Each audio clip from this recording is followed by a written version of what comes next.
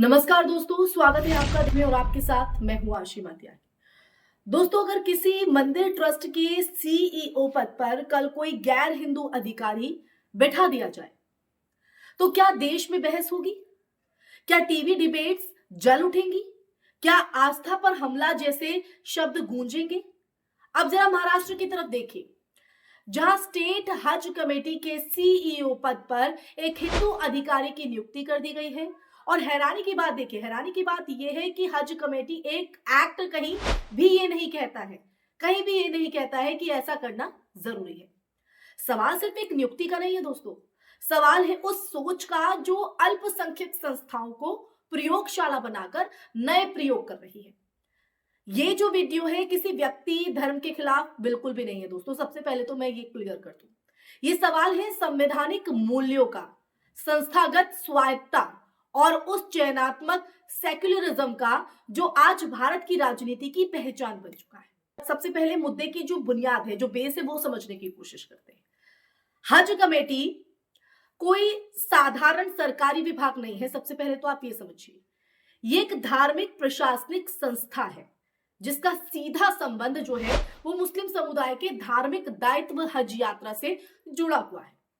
इसका काम सिर्फ फाइलें चलाना नहीं है, बल्कि धार्मिक भावनाओं, परंपराओं और अंतरराष्ट्रीय समन्वय को संभालना है। और ऐसे में जब राज्य सरकार जानबूझकर एक ऐसे अधिकारी को शीर्ष पद पर बैठा देती है तो उस धार्मिक समुदाय से नहीं आता।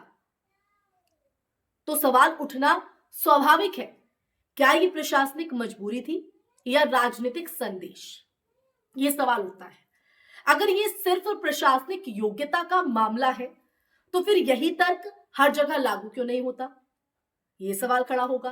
क्या कभी Somnath trust, Vaishno Devi shrine board या राम मंदिर ट्रस्ट में किसी मुस्लिम अधिकारी को शीर्ष पद पर जो है बिठाया गया है या वो पद दिया जाएगा? अगर ऐसा किया गया तो क्या भारतीय जनता पार्टी इसे चुपचाप स्वीकार करेगी? जवाब हम सब जानते हैं।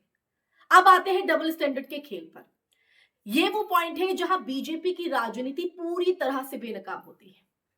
हिंदू संस्थाओं में परंपरा और आस्था की दीवार जो है वो खड़ी कर दी जाती है, लेकिन अल्पसंख्यक संस्थाओं में वही दीवारें अचानक सेकुलरिज्म के नाम पर गिरा दी जाती हैं, तोड़ दी जाती हैं। ये सेकुलरिज्म नहीं, ये सिलेक्टिव इंटरवेंशन है। जी हां, इंटरवेंशन। पहले वक्फ बोर्ड में गैर मुस्लिमों की एंट्री पर जोर, समझिए आप। अब हज कमेटी में शीर्ष पद पर नियुक्ति, पैटर्न साफ है।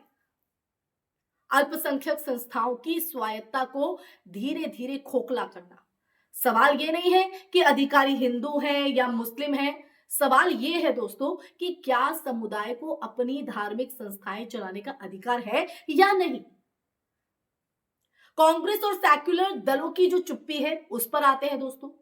इस पूरे मामले में सबसे ज्यादा जो परेशान करने वाली बात है वो है तथाकथित सेक्युलर दलों की खामोशी। भारतीय राष्ट्रीय कांग्रेस और अन्य विपक्षी दल जो खुद को अल्पसंख्यकों का रक्षक बताते हैं, आज या तो सत्ता के डर से चुप है या राजनीतिक समझौतों के चलते आंखें मूंदे बैठे। ये चुप्पी बताती है कि समस्या सिर्फ बीजेपी की नहीं बल्कि पूरे राजनीतिक तंत्र की है, जहां अल्पसंख्यक अधिकार एक नेगोशिएबल आइटम बन चुके हैं।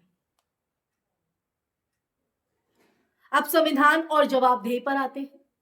भारतीय संविधान धार्मिक स्वतंत्रता और संस्थागत स्वायत्तता की गारंटी देता है, लेकिन जब सरकारें बिना अनिवार्यता के ऐसे फैसले लेती हैं तो ये खतरनाक मिसाल बन जाती है। आज हज कमेटी, कल कौन? कोई गुरुद्वारा बोर्ड, कोई चर्च काउंसिल। तो दोस्तों, अगर आज नहीं उठे सवाल ना, तो ये सवाल उठाने का हक कल हमारे पास नहीं बचेगा। सबसे पहले तो आपको ये समझना होगा। तो सेक्युलर दलों की हम बात कर रहे हैं, खामोशी क्यों है? कांग्रेस कहां है? अन्य विपक्षी दल जो अल्पसंख्यकों की बात करते हैं, उनके नाम पर वोट बटोरते हैं, अपने आप को रक्षक बताते हैं, उनका वो कहां है? राजनीतिक समझौतों के चलते ये आंखें बंद है, खामोशी है, ये चुप्पी है। और यही चुप्पी कहीं ना कहीं पूरे राजनीतिक तंत्र को सवालों के घेरे में भी खड़ा कर देती है। अल्पसंख्यक अधिकार एक नेगोशिएबल आइटम बन चुके हैं, ये मैं इसलिए ही कह रही हूं। अब जवाबदेही कैसे तय हो? क्योंकि जो सरकार है, सरकार इस तरह से भ्रम फैला देती है, बिना अनिवार्यता के ऐसे फैसले लेती है, तो ये खतरनाक मिसाल बनेगी कि नहीं बनेगी? लोगों के दिमाग पर प्रभाव डालेगी कि नहीं डालेगी? इसीलिए मैंने कहा कि आज हज कमेटी है, कल कौन गुरुद्वारा बोर्ड, कोई चर्च, क्या वहां पर इस तरह की चीज नहीं होंगी? इसलिए दोस्तों हमें आवाज को उठाना होगा, अपने आप को आगे लाना होगा, सवाल पूछना होगा। प्रधानमंत्री नरेंद्र मोदी कहते हैं सबका साथ, सबका विकास, सबका विश्वास। लेकिन भरोसा भरोसा तब बनता है जब नियम सबके लिए जैसे हो, जब धार्मिक स्वायत्ता को राजनीति की बलि न चढ़ाया जाए। आज सवाल अगर बात करें तो ये नहीं है कि सीईओ कौन है, सवाल यह है कि क्या अल्पसंख्यकों की संस्थाएं भी उतनी ही पवित्र हैं जितनी बहुसंख्यक संस्थाएं? और अगर जवाब हां है तो यह नियुक्ति गलत है, और अगर जवाब नहीं है तो फिर साफ मान लीजिए कि सबका विश्वास, सबका विकास, सबका नाच के तौर पर है, सिर्फ एक नारा है, हकीकत नहीं है, हकीकत से उसका कोई वास्ता नहीं है। तो इसलिए दोस्तों ये डराता है, ये महत्वपूर्ण मुद्दा आपके सामने दिख आया, पूरा सच आपके सामने रखा है, अब फैसला आपके हाथों में है। इसी के साथ इस चर्चा में फिलहाल के लिए बस इतना ही। ये चर्चा आपको कैसी लगी? जो सच इस चर्चा के माध्यम से आपके सामने रखा है, उस पर आपका नजरिया क्या कहता है, उस पर आपके विचार क्या है, जरूर साझा कीजिएगा, कमेंट सेक्शन में कमेंट करके जरूर बताइएगा। इस वीडियो को ज्यादा से ज्यादा शेयर कीजिएगा, हमारे चैनल को सब्सक्राइब कीजिएगा। इसी के साथ आप लोगों से इजाजत लेना चाहूंगी, फिर हाजिर होंगी ऐसा ही सच का संवाद लेकर। तब तक के लिए अपना ख्याल रखिए। जय हिंद, जय भारत, नमस्कार।